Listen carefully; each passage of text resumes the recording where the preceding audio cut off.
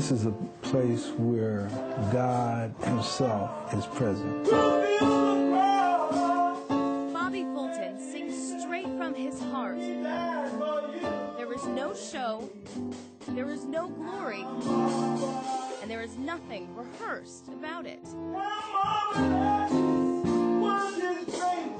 Every Friday, the Reverend Bobby Fulton leads the room in music, fellowship, and prayer. He's the founder of Gospel Music Ministries International.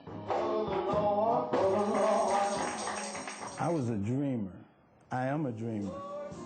And one of Bobby's biggest dreams stretches back to Harrisburg in the 1960s.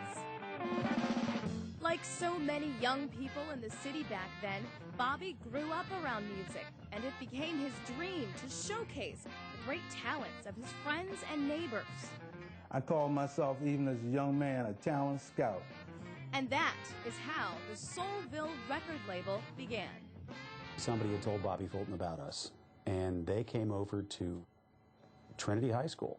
We were playing a teen dance at Trinity High School, and they came in and saw us, and they immediately wanted to sign us. When they would come up and hit, they really hit. The Soulville All-Stars were the label's first group. It was a promising start and an exciting time. Oh, be my girl. It's every kid's dream to make a record. I had big plans for the Soulville All-Stars. The Soulville All-Stars were unique.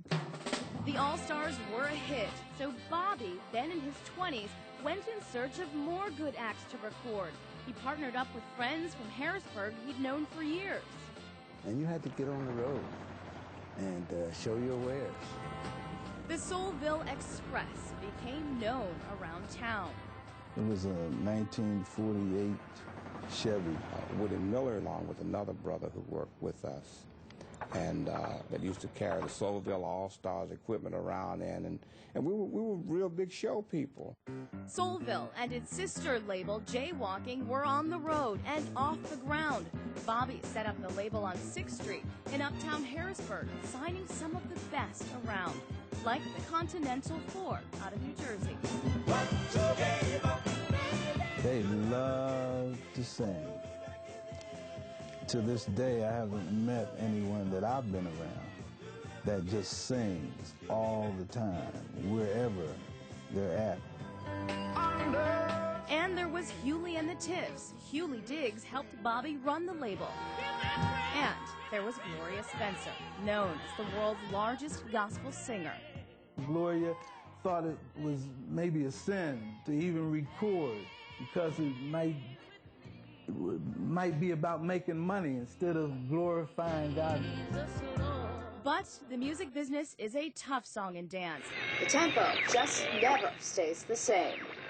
I was really the dreamer, and when the dreamer goes away, oftentimes the dream goes with me. Tomorrow, find out what happened to Soulville. Kristen Wright, ABC 27 News.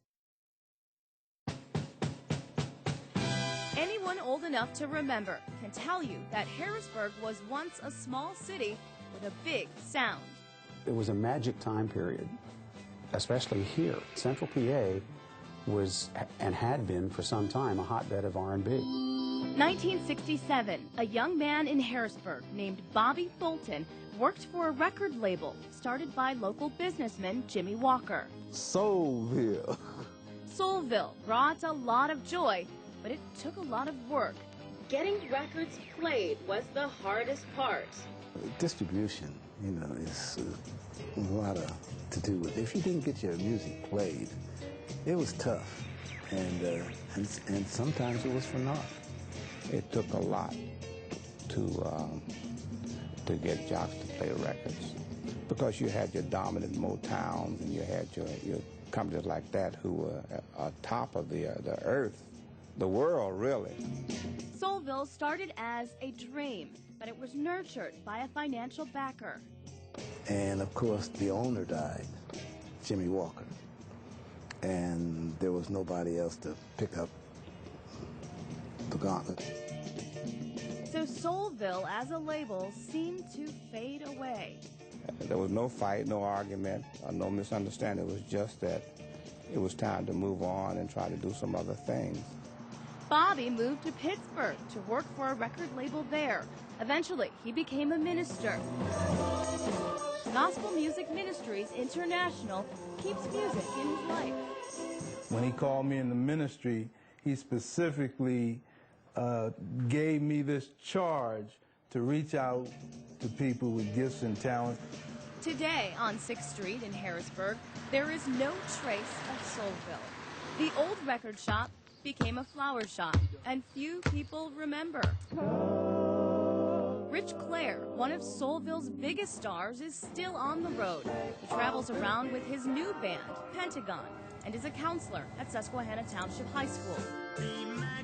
Clare's old band, the Soulville All-Stars, are still remembered in England and in cyberspace, where records go for more than just a pretty penny. Evidently, I had my 15 minutes of fame and I was on the wrong continent. Camp Curtin Junior High School. And Bobby. Bobby remembers Harrisburg as a place where gifts and talent still live. In Harrisburg, there's so much talent. There was, and there still is, even now. I know some artists in Harrisburg that should be recorded and out there. Soulville is still alive in the hearts of Bobby, his close friends at the label, and others. Although no sounds have come from the label in many years, Soulville remains a largely unrecorded part of our recorded history. For ABC 27, I'm Kristen Wright.